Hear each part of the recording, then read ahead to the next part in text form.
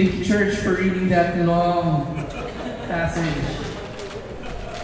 But indeed, we don't want to miss any detail there. Napakaganda po kasi ng storya. Ano? At hindi lang siya storya, historical account po yun. Nangyari po talaga lahat yun. But allow me to introduce how we will tackle this passage. Sino ba naman sa atin ang hindi pa nadadapa? Meron ka bang kilala na hindi pa nagkaroon ng pagkakamali or something na ikinahihiya about? Alam mo yung nagkamali ka, may nasabi ka, may nagawa ka sa trabaho, sa pamilya, sa relationship, and naapektuhan na, tingin mo, naapektuhan na yung tingin nila sa'yo. Kaya, tayo mga Pilipino, we say it eh, wala na akong mukhang ihaharap sa kanila. Alam nyo, in our passage today, Peter knew that feeling. The disciple who swore loyalty to Christ, saying, mamamatay ako para sa'yo. Not only swallowed his words and denied Christ once, not even twice. He denied Christ thrice. And yet, he's the same man today that you have read that turned from being ashamed and hiding, nagpakalayo-layo na lang at mag-fishing na, magnegosyo na lang ulit, to a man who delivered the very first evangelistic message in history. Alam mo, tayo mga Pilipino, we love stories like this. We love that redemption arc, di ba? Lahat ng telenovela, redemption arc. Gusto natin yung pinahiya, sinilence, and then hoping magkaroon na ako ng opportunity to start again, and then nagkaroon ng opportunity, and here he is or she is now. Yan ang storya that resonates not only to telenovelas but to you. And in Acts chapter 2, we see what happens when the Spirit meets a person battling with shame.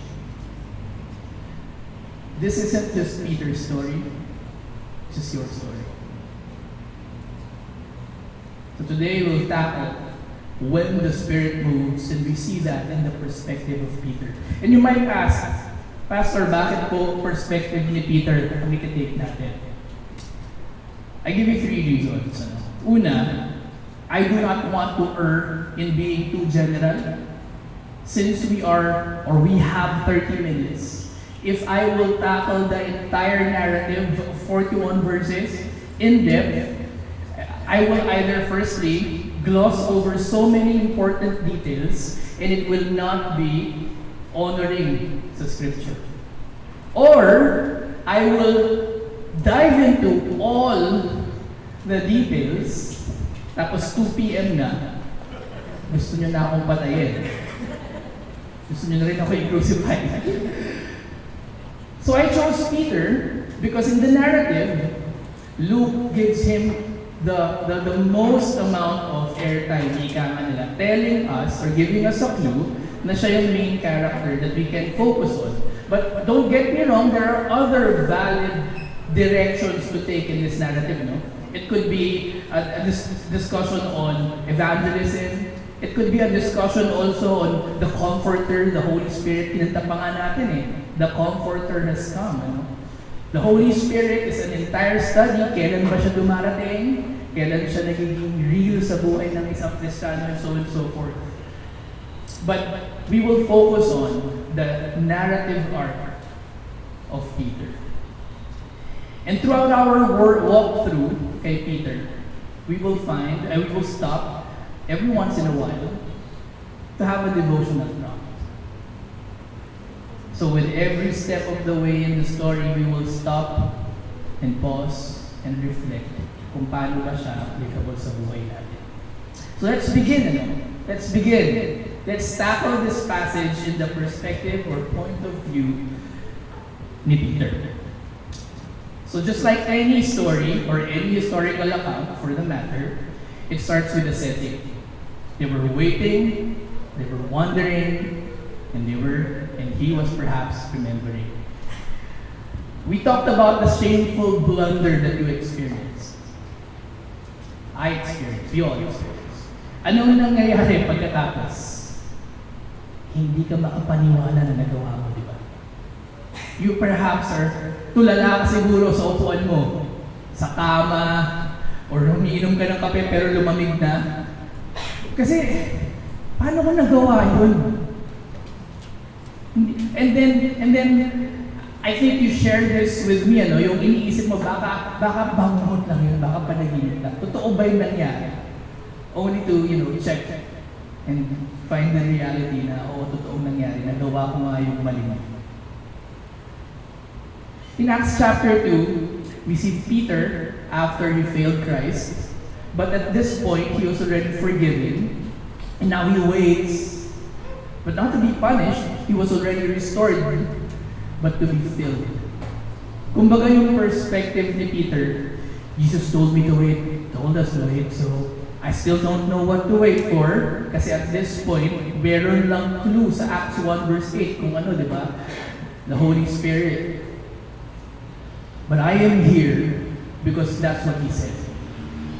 I will receive power, Acts 1:8. Ang ganda nitong part na to because it's in the narrative of Peter, and if you would again look back and see na connected yung Luke sa Acts, Luke kasi season 1, Acts is season 2.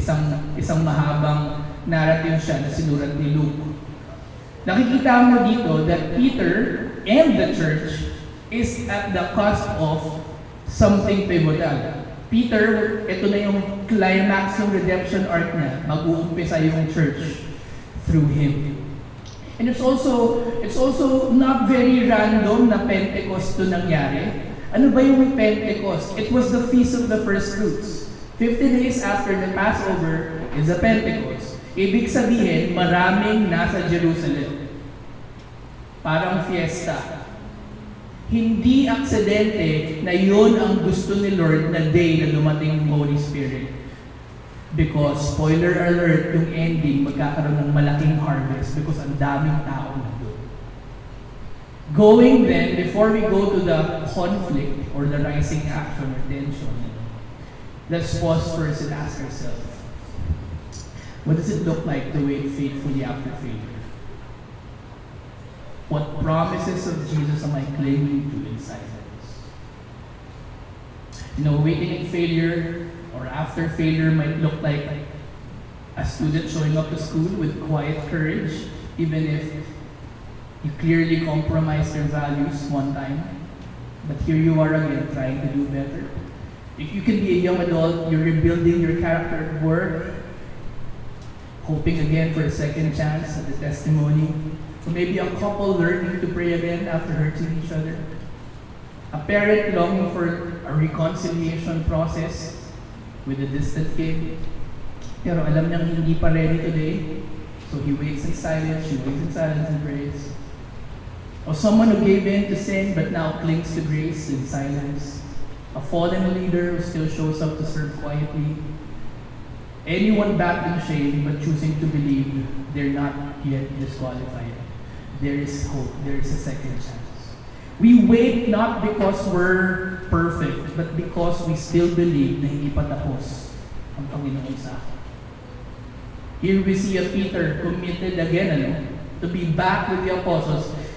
Kasi just a couple of chapters ago sa Luke, nandun na siya. Bumalik na siya sa negosyo na at ayaw niya na. But we see here that he's already with the community.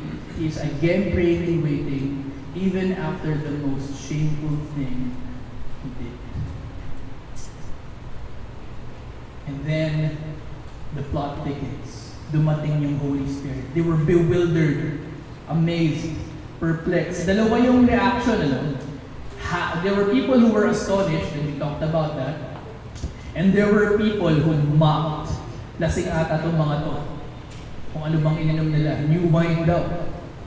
Yung perspective ni Peter dito, Suddenly, with fire, and yung mga brothers niya, naririnig niya, including himself, saying things na naiintindihan ng iba.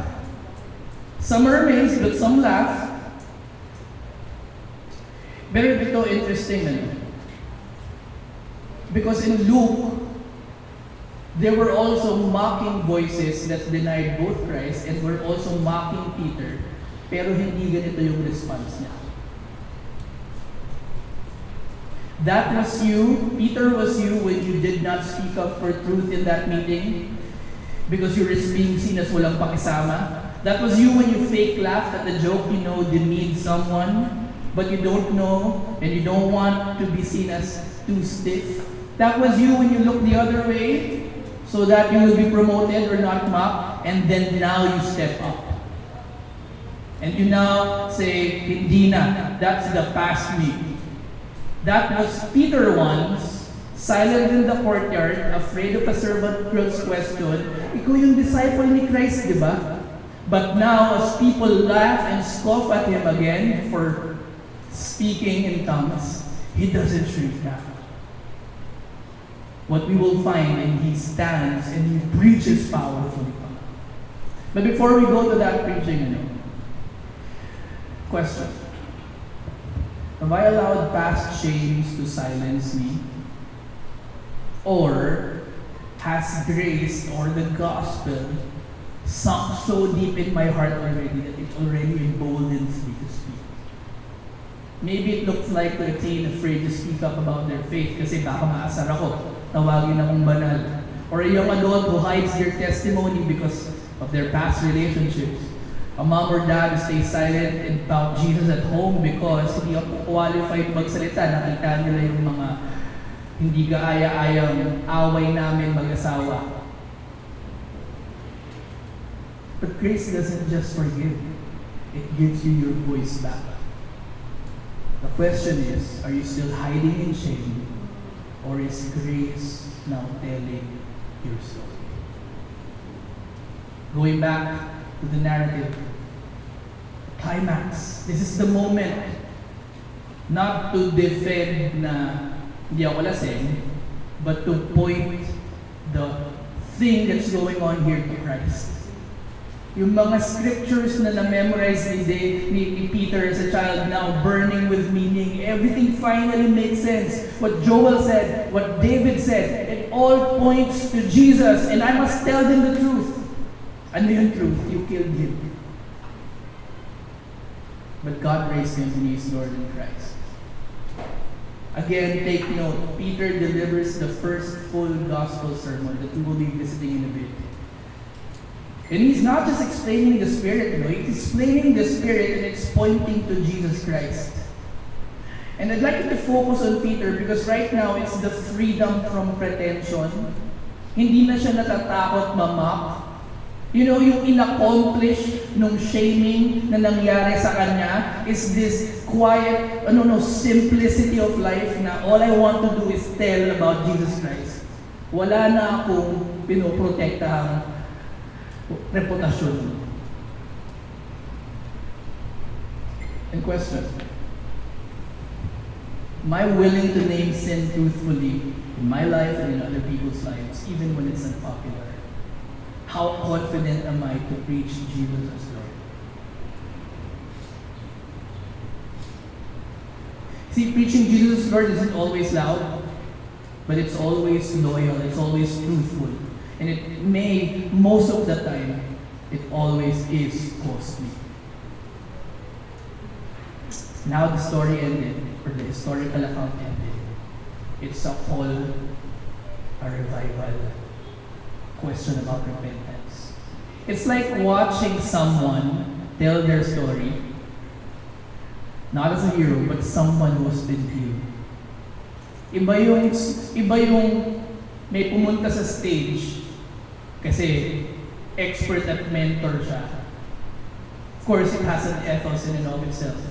Iba yung humarap because I was once broken and here I am healed by Christ. They speak with tears and not pride.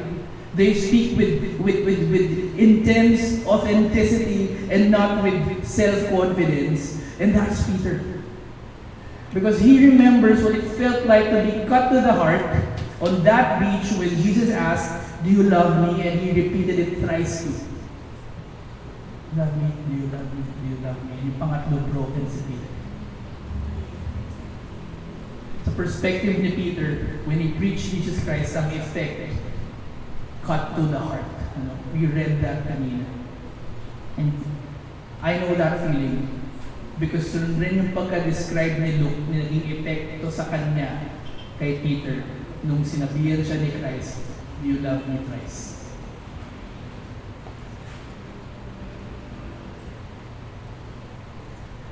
Naniniwala ka pa ba na di pa tapos ang Lord sa'yo?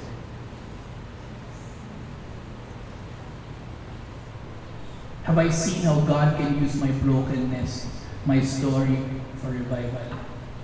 Do I believe that the Spirit still moves like this through ordinary people, fishermen, businessmen, and so on and so forth, proclaiming an extraordinary Christ?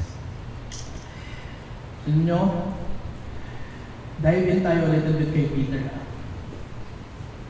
Simon, Simon, sabi ni Christ, Satan demanded to have you, that he might sift you like wheat, but I have prayed for you that your faith may not fail. And when you have turned again, mga prophecy ni Christ ay bago pa nangyari lahat. Strengthen your brothers. No wonder Peter was there. Peter said to him,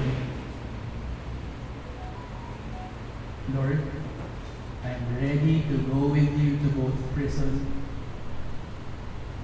and to death." I don't know him, sabi niya, nung nangyari.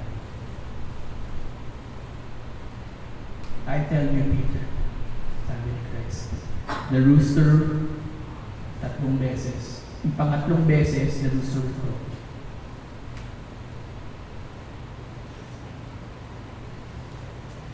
But I like you to focus on the redemptive side of it.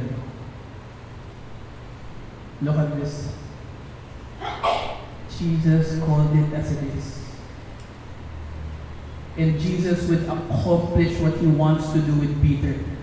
You will rise out of this. You will be shamed, but you will be bold, you will be strong, you will be someone who will embolden others after you have lost your courage. And when I restore you, you will be a restorer of others. I'd like you to focus on the very incident na si Luke lang ang nagdagdag. And the Lord turned and looked at Peter nung nag-grow. Nag-eye-to-eye contact sila. Oftentimes, iniisip natin, mockery ito, no? Parang si Lord. But if you see the context of Luke, hindi. He called it as it is. Ibig sabihin, hindi siya nagmamak. Alam niya na ito yung mangyayari. Nakikita niya kay Peter, hindi ka pa tapos. You know, when the Spirit moved in Peter, from the coward na takot sa isang servant lady sa fire, to become on fire and unafraid to thousands of people. Denial by the fire and declaration with fire. Nakita niyo yung narrative na ginagawa ni Luke, no? Mga parallelism. Ashamed before servants, pero empowered before nations. Peter is all of us. That's when you said, I'll stand for Jesus, tahimik ka, then go him at school. When you're young adult, I'll be strong in faith, then you bent under pressure or burned out because of work. Pag nag-asawa ako, lagi kami magpe-pray, now argue more than praying.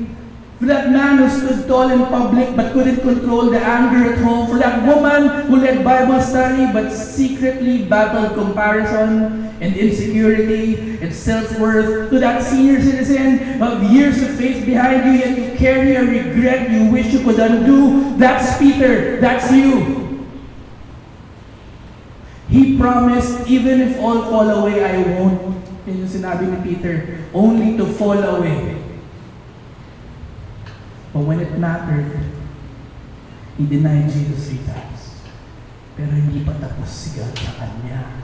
Hindi pa tapos si God kay Theophilus sa susulatan ni Luke, at hindi pa tapos si God sa iyo. That same Peter the failure became the voice of God used to birth the church. I want you to look at this passage not like Peter is an exception. No. He is an example of what the Spirit can do through you. He takes people who fell and fills them with purpose, changes their identity, changes what makes their heart beat, and then uses them. Peter is me, Peter is you. Naniniwala ka pa ba na di pa tapos ang Lord sa iyo? Imagine what the Spirit can do to you.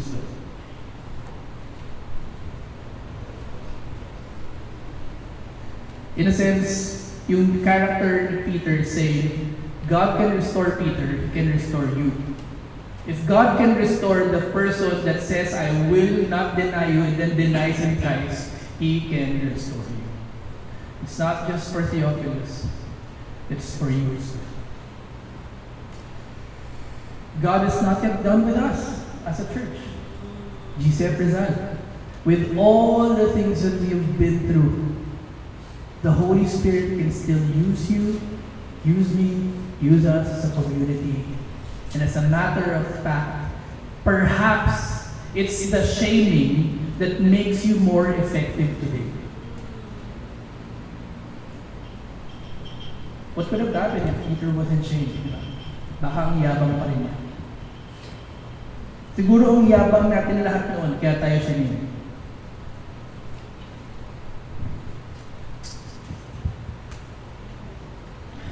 We're not just gathered to be amazed also, but to proclaim Jesus, pierce hearts with truth, and welcome people home. I like you to notice the detail. When the Holy Spirit came, it astonished the crowd, but some mocked. But when the word was preached about Christ, it cut the heart, and the church was built. It tells you that you don't settle for being amazed. That's not the end goal of anything. The end goal is to be transformed, and also for the word to confront and convict people. The Holy Spirit stirs hearts, but it's the word that does the surgery. So it's not like we're no longer going to have amazing singing, amazing prayer. No. But we should have, because they are precursors to Scripture-shaped lives. It's the Scripture, the preaching about the gospel of Jesus Christ, that cuts the heart and has the capacity to bring people who denied Christ thrice to become emboldened to speak for Him. The church God builds is Spirit-empowered. Spirit came and all the way did, not just on Peter. Power did not come from charisma of a leader, but from surrender. So GCF Rizal, we don't rely on hype. This is the reason why we don't have lights much, and I don't lobby for things like that. We seek the Spirit, and then we let the Word shine, and we glorify Jesus Christ as we worship God the Father. The church God builds is word saturated. The crowd can be amazed by anything, but the conviction only can happen through the preached word of Christ. We should never, di ba yung sermon series natin, the church that God builds, we should never veer away from the centrality of Scripture. And even further, we should train each other, more leaders, to rightly handle Scripture. If you are someone who is an expert of it, an elder for quite some time, this is God telling you perhaps, maybe it's time to mentor someone on how to properly study God's Word for transformation. The church God builds is a safe place for the broken. Peter the denier, thou the preacher. Imagine if merong pumasok sa atin and we focus on his mistakes, his past, then hindi niya ma-realize what he could have been if the Holy Spirit became powerful in his life. And this is also a chance or an encouragement to all of us to invite people. Minsan kasi iniisip natin, ayokong invitein yan kasi hindi yan ganyan, or baka tablahin ako, or baka ganito, ganyan. You never know what the Holy Spirit can do to a person. And all you gotta do is invite them. The church God builds is bold in proclamation. Sabi ni Peter, you crucified Him. Napaka-direct, never watering down sin, but always pointing to mercy. This is also a good reminder. Kasi as I work for quite some time with young adults and young people, hindi na ganoon ka-adept yung mga newer generation on how to share the gospel. Maybe mga anak natin, we can sit down, anak, marunong ka ba mag-share ng gospel? This is how I do it. This is an opportunity to help your child habang nag-uumpisa yung pasukan. Nag-uumpisa na pala. You know, you wanna plan reaching out to your friends, here's how I do it. The Church of God is formed by the gospel. Not by a concert, not by an event, but by the gospel. We're not a social club. We're not a Sunday habit. We are a spirit-filled community on a mission to preach Jesus Christ. And speaking of the gospel, here's a thought-provoking reflection. Peter didn't just preach the gospel. He was the embodiment of it. Nakita niyo ba yun? Yung transformation niya is part of the sermon kapag binabasa mo. Because you see it from Luke. This person embodied grace. His story of redemption can be a story of redemption to Theophilus and a story of redemption to you. And I would be remiss if I do not reiterate the gospel that he preached. There are a couple of things that he said. Una, sabi niya, Jesus lived. Totoo. He really was alive. He was with us. And I've seen the mighty works. And then, he said, yes, he died. You crucified them, di ba? Sabi niya. But he died not by accident, but by design. Our sin put him there. God's love kept him there so that he can rise again and conquer death. And as a result, he reigns now and forevermore. But that elicits a response. Kumbaga, yung idea or yung thesis ng gospel sharing ni Peter since Jesus lived, died, rose again, and is the King of Kings, you must surrender to Him. You must turn from your old life and you must make Him your King this point onward. When you do, you would accept Him in His forgiveness and you would receive the Spirit that you have witnessed us receive as well. We're all like Peter, ashamed, afraid, broken by sin. But Jesus died for you as well. Rose again and invites you not just to believe, but to belong. And when we repent and trust Him, we receive forgiveness in the Holy Spirit. We're not saved from something. We're saved for something. There's a version of you that is as bold as Peter. The question is, will you respond today?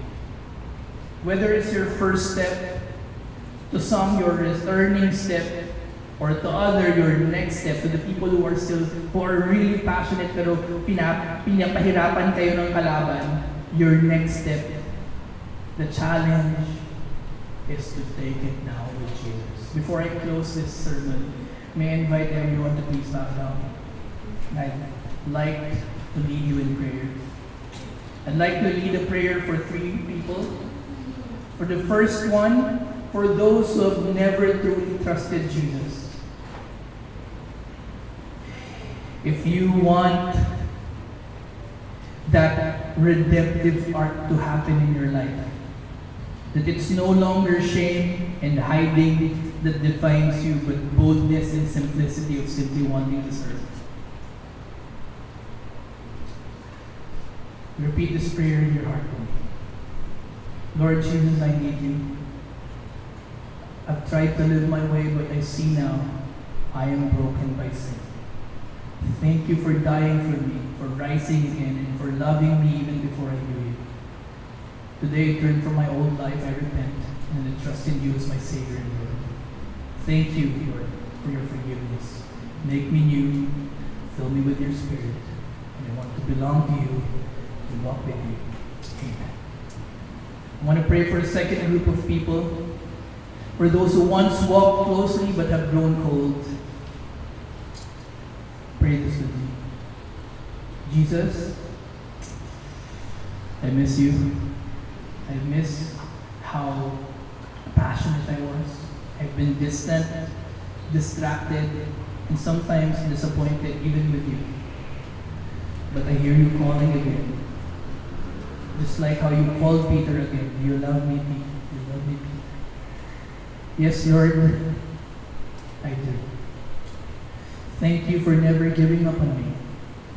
I return to you now, not with pride, but with hope. Restore me, Lord.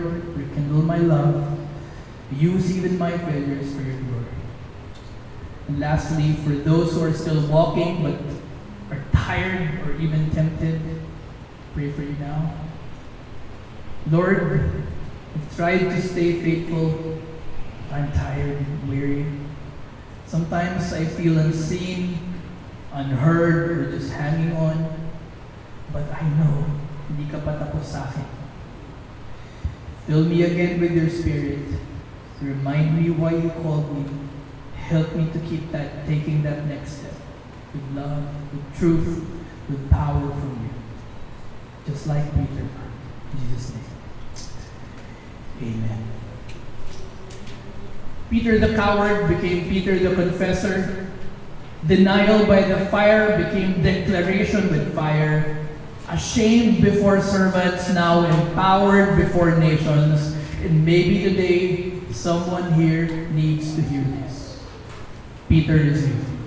When you felt like your failure disqualified you, when you hid your faith because you feared rejection, when you believed your purpose was over. But the same Spirit who moved in Peter still moves today, and He doesn't just restore in secret. He calls you to stand in public. Not perfect, not proud, but grace-filled, secured, nothing to prove, nothing to hide. May we be a church that gathers, but a church where people with pasts find new hope. Turn a new leaf community, ika nila. But a church where people can be restored. May we not just do things to amaze people, but be emboldened to preach the truth that cuts the heart. Christ is still Lord, and the Spirit is still sent. The conversations in your group can be guided by these 2 breakout group questions. So, let me invite everyone to choose 2 to 3 people. Litan nyo lang. Alam ko marami na namang hindi susunod. Okay lang, gracious tayo.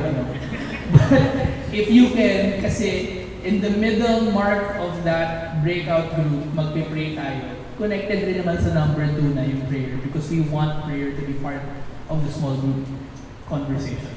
So alright, let's do that, family. Let's all stand up in small groups now, discuss these 2 questions, and we'll be back for the benediction.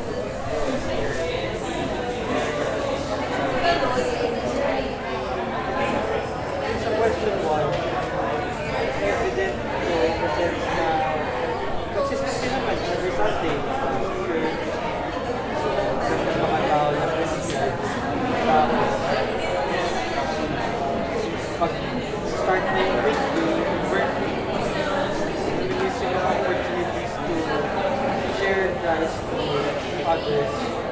For example, parang nag-go with the flow. Na kailangan ko mag-work, kailangan ko mag-earn ng money, so na-promise. Pero parang I didn't think parang